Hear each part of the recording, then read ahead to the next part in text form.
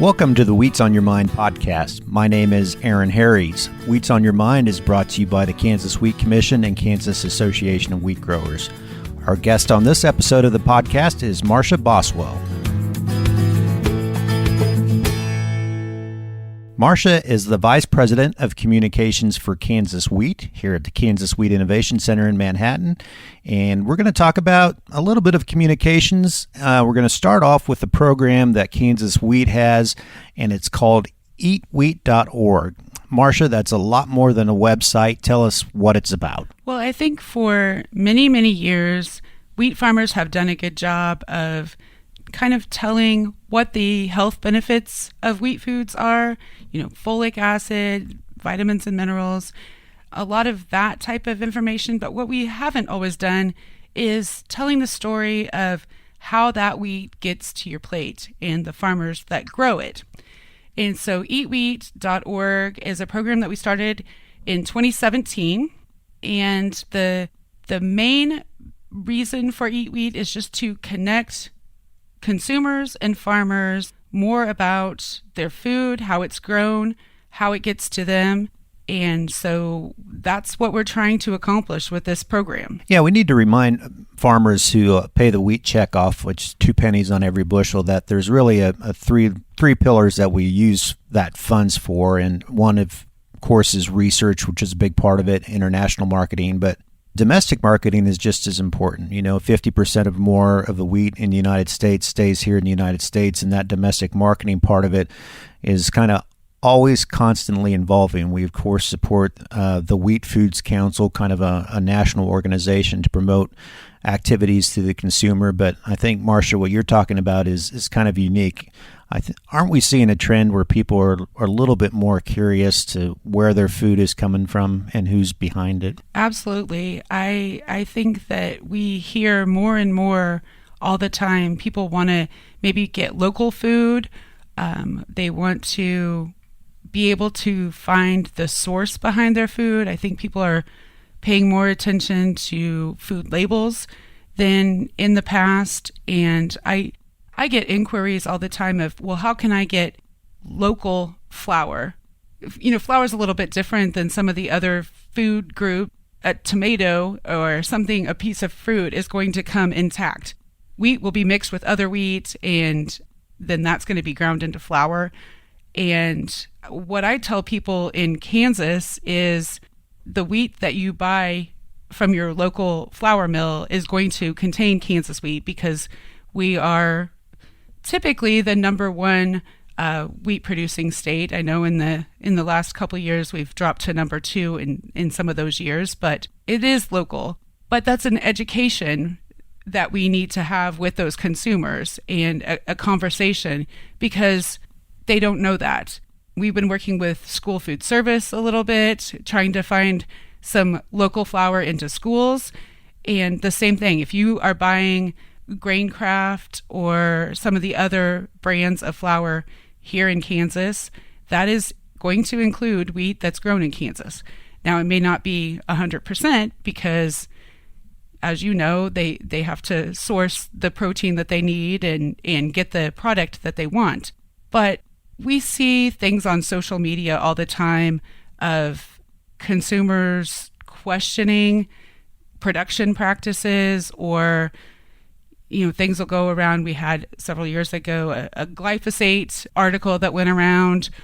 Of course, there's gluten-free trends, and we just want to be a resource for that, not necessarily to combat some of that stuff, but just to put accurate information out. And then we go around, especially during harvest, but during wheat planting time and other times too, and get photos and talk to farmers, and then share that information out with consumers as well. And just ask them questions about, I see that you're doing this. Can you tell me why? Or the background of their decisions for some of those practices that they're using. So the resources on eatwheat.org, I know there's a lot of recipes that you put up there, but also some farmer features. So maybe just take those one by one. Who's the target with those recipes, and what kind of recipes are they? Sure. So there are 4 sections on the eatwheat.org website. Recipes, We have a Get Inspired section. There's a Learn section and Stories. So we'll start with recipes. These aren't going to be your traditional yeast bread recipes necessarily. They're going to be recipes that feature a wheat food. And that could be flour going into a quick bread or, pancakes, something like that. But it could be a ready-to-eat wheat food like tortilla, or there's just a lot of quick and easy recipes that hopefully somebody would be able to make and include wheat foods in their dinner without spending a lot of time. A lot more approachable than maybe making homemade bread, so to speak. We do have some great bread recipes on some of our other websites, on National Festival of Breads, for example. But the ones on Eat Wheat are more quick and easy dinner recipes, encouraging people to not necessarily bake from scratch, but cook at home using some of the foods that are available. It could be, crescent roll dough that's ready to bake and include in your dinner, but you don't have to spend a lot of time preparing it. And they're still consuming wheat. And they're eating wheat, which is, the overall goal. So those quick and easy recipes are kind of what we like to post and put out there. But the main reason for, I guess, the recipes in my mind is to bring traffic to the website. So we do post those on Pinterest. We get a lot of traffic from Pinterest on those recipes. And then somewhere in the recipe, we like to put a link to want to know more about the farmer who grew the wheat, link over to our stories section or our learn section, or, want to know more about the 6 classes of wheat. There's a learn article on that. The recipes are kind of a reason for coming to the website, right? So they're bringing that traffic in. And then when we look at the stories section, there's a lot of video stories, but there's also pictures and stories that we've written there as well. And U.S. Wheat Associates, which is our national export market development organization, they are doing a lot of consumer stories, video stories as well, targeted more toward consumers overseas.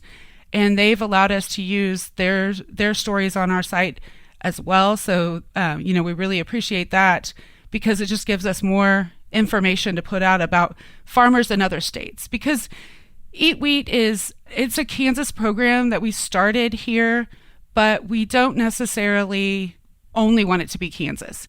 So like when you do look on the recipes section, we don't grow a lot of durum wheat in Kansas, but we do have pasta recipes on there. And it is a wheat food, and, we have a story about a pasta grower on the stories section. So it's more comprehensive than just hard red winter wheat, right? So we try to encompass all 6 classes of wheat on the site. So the stories section is primarily about stories of farmers, but it's also, we have the field to table story that kind of follows it all the way through from the farm to the flour mill to the bakery. So that's kind of what the stories section is. And then learn is where we can put anything, any topic we want to talk about. So the number one page that people come to is the 6 classes of wheat page. And it ranks high on Google, which is beneficial for us because it gets us to bring people to the site, and then the opportunity for them to learn more about the farmers or find some recipes or learn other things about wheat. There's several other pages that do really well that are kind of along that same lines of learning about wheat and how it's grown and what the different kinds are and what they're used for. And then we have a Get Inspired section. So that's more like your crafty, Pinteresty page. So there might be recipes on there where we have like mummy pizza, or using wheat in a centerpiece, or a wreath with wheat, all those different things. But a lot of that goes along with other ways to use wheat in decorating. The number one page in our Get Inspired goes crazy before Christmas. It's salt dough handprint ornaments. And we get so much traffic to the site around the holidays from that page. And it's just, like I said, a way to bring people to the site. And hopefully while they're there, they learn a little bit more about wheat growers and eating wheat and the health benefits and all those other things that we're trying to put out there and share and be a resource for. How do you go about those farmer profiles? I mean, you obviously know a lot of farmers, but some in Kansas, and it probably takes a lot of preparation work to pull something like that off. There's a number of different ways, and we look at it if we're going to do a video profile and we're going to hire a company to help us shoot and edit that video. That might be once a year, once every couple of years that we really go into that whole advanced story. But especially during harvest, I spend quite a bit of time traveling around the state and doing harvest reports and meeting up with farmers. And it just gives us a chance to get to know people and then maybe come back and do a profile on them. Because I spend a lot of time in Kansas, there's more Kansas profiles on the site than there is some of the other states. But that's something that I would really like to expand into. And I've had conversations with other state wheat organizations, and we worked together with North Dakota on a pasta promotion in October because that's pasta month. And so just some of that type of thing really expands us beyond Kansas. Working with those other state wheat organizations, they know the farmers in their state and can help us make that connection. In Kansas, we don't necessarily grow wheat that's used in like cakes and crackers and that type of thing, maybe a little bit. But meeting those farmers that sell directly to Pepperidge Farm or Goldfish cracker facility is really interesting. And I think people like to know the farmer that grew the wheat that's in their Goldfish crackers that they're feeding to their kids. And so it's just a really good opportunity to expand that beyond Kansas. I don't think there's any shortage of stories to be told. Getting there and getting some photos and helping them share their story with the consumers that are buying their product. So with the recipe as the hook, do you find that a lot of people are clicking through to those learning articles or those profile stories? One of the things that we're really working hard on right now is SEO, search engine optimization. And to answer your question, yes, they are clicking through, but a lot of our traffic is coming to the site organically where they're searching for something about wheat.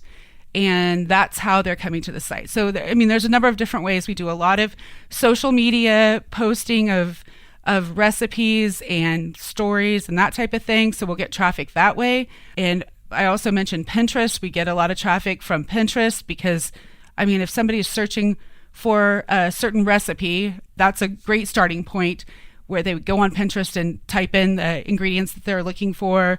And so we get traffic that way. But it's surprising to me how much traffic just comes organically from people going on Google and saying, like, I want to know more about wheat.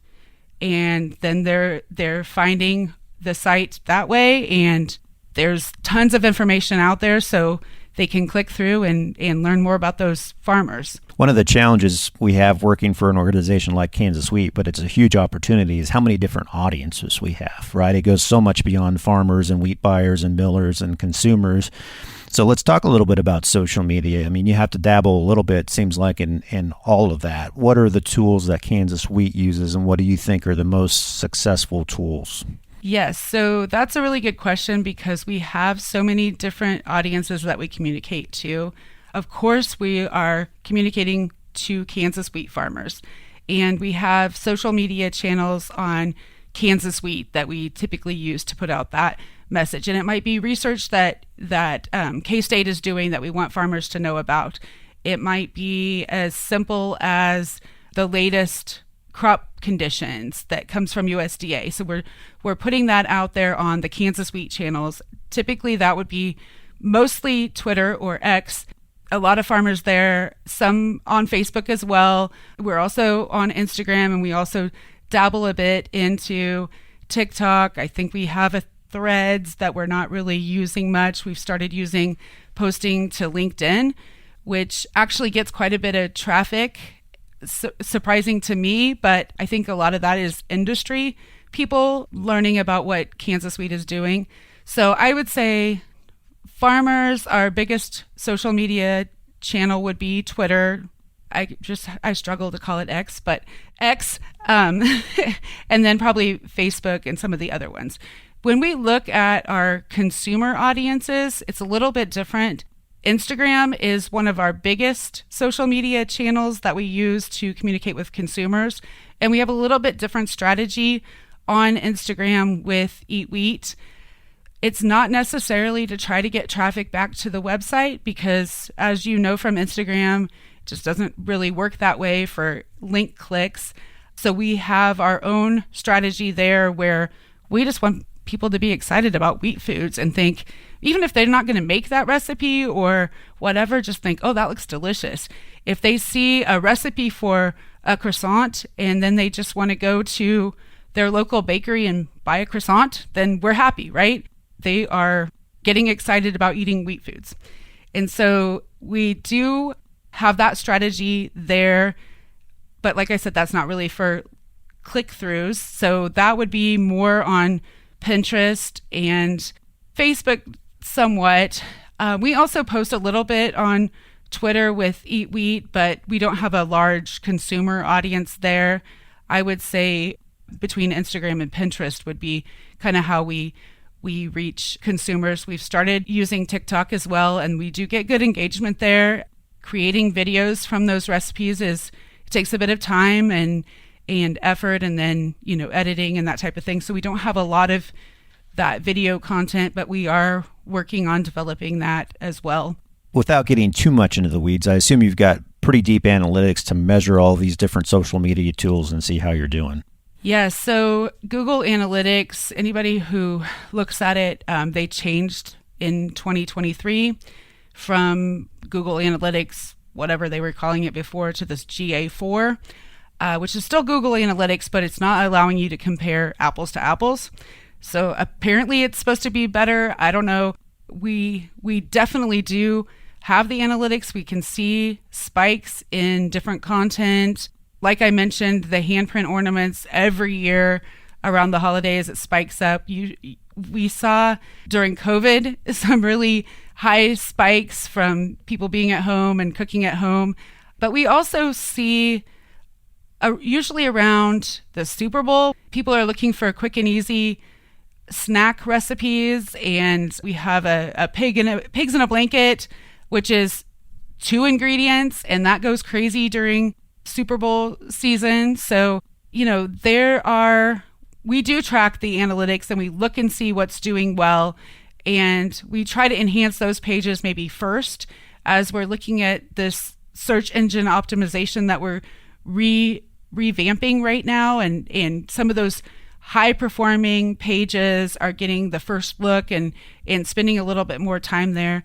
It's hard to know what's going to perform well. We have some recipes that have been on the site since 2017, 2018 that continually do really well. We have some great recipes that are newer that are just starting to take off.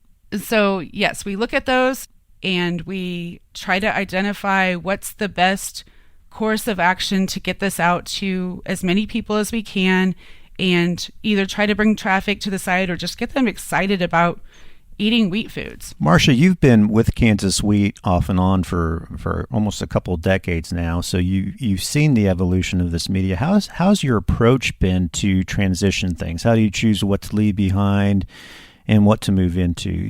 It used to be mostly probably a farmer audience with print and radio, but as these new social media channels come open, how do you make those decisions and find the right information to go the right direction? That's a really good question, and like you said, I have been doing this for a few years. I think that when I first started, there was a lot more emphasis on print, direct mail, going out to farmers that way.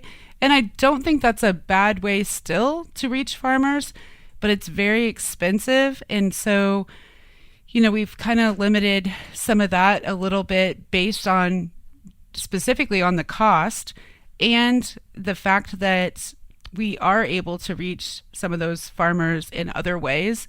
As social media kind of came into the playing field, I think that we thought, well, this is free. Why not be there? And so it's no additional cost. Let's just be in one more place and share this information one more way. But as the different social media channels have evolved, it's not just a matter of posting the exact same thing in all the places. So, we look at Reels or TikTok where video is king, and it might be free to post on those channels, but it's definitely not free to create that content. But a lot of what we do, we try to repurpose. And if we are writing an article that we're going to send out to the media for print, newspapers, publications, we're going to do a radio version that we're going to send out to radio stations, then how can we take that information that we've gathered and that story that we have written and repurpose it in the best way to reach people on some of these social media channels? We have continued doing some of the things that we've been doing that are working or that we feel are working, but we've had to let some things go because of, not only the expense, but just time. You're writing an article, so you have that content, but in order to get it out there in all the different ways and repurpose it and make it fit those channels, it just takes time. When I first started, we were at least doing a quarterly newsletter by direct mail. Then over time, we did that as a placement in some of the farm publications. But then you have a timeliness factor in some of that too, where you would write it and then it would have to get printed and then it would have to get mailed out. And so by the time it showed up in somebody's mailbox, it was a month-old information. And I just don't think that people are accustomed to getting their news that way anymore. You can get on your phone and get real-time information. That's how we're accustomed to doing it now. So it's just not as effective to do some of the things the way we did them 20 years ago or longer. But each thing you have to evaluate and say, okay, this is how we've done it before, and is that the best way, or can we tweak this to make it more effective? And it's always changing, right? I think thing that we've never been able to do before, and is so dynamic, is targeted advertising on platforms like Facebook. And it's amazing how specific you can dig down into the demographics on those. Yes. So, and it's relatively inexpensive overall in the scheme of advertising to be able to reach somebody. You don't just have to broadcast it to everybody, right? So if we are doing an event, we have some Wheat RX schools coming up. If we're doing an event in Dodge City, we are able to target people in that area who are farmers who, maybe even as much as grow wheat on so many acres. We've done not only social media ads through like Facebook or Twitter, but Google ads as well. That stuff follows you around. It seems like all you have to do is think about something with your phone near you and you'll start getting ads for it. They're listening. Yes. Yeah, we've been able to take advantage of that a little bit as well. And I hope we're not just spamming people, but giving them information that is useful to them, that an event is going on in their area and they might be finding that useful and want to sign up. As rapidly as media has evolved over the years, I think it's safe to say two things. One, we've moved away from print a little bit. And two, we really keep on doing radio. Is that true? That is true. Especially on the Kansas wheat side, we do a radio production of the Wheat Scoop every week. We've done that since, I believe, 1977 when it was started by Dave Fry.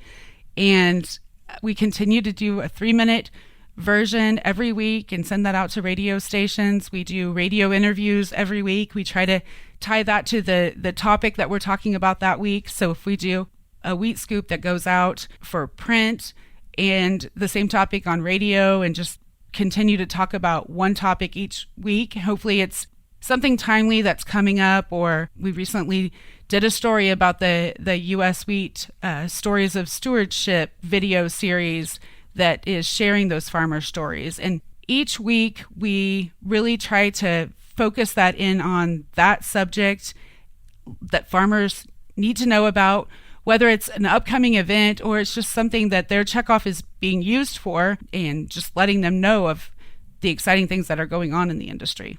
Well, Marsha, no doubt your work is never dull, keeping track of all these things.